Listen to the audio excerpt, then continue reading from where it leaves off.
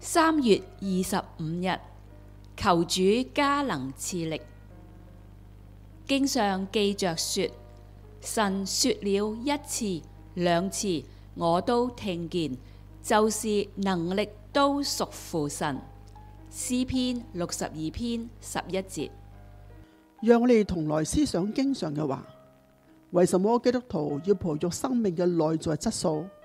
其實是幫助我們能夠藉着生命嘅內質而完成看得見嘅工作。但是這些生命質素嘅形成，係神藉着他的話語及聖靈嘅工作塑造而成。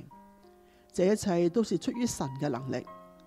人在謙卑自覺不足裏，若願意來投靠神，就必蒙神加能賜力。並且我們要認定一切都是出於神。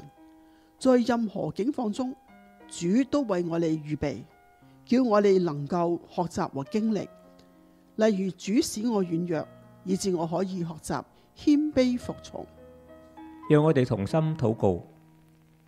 主啊，感謝你再次提醒我哋，就是能力都屬乎神，賜恩給我哋嘅主。當發覺自己越做越差嘅時候，我哋需要嘅係靈巧、智慧與能力。又當自己覺得冇別人那麼出色的時候，我哋當謙卑學習別人嘅優點。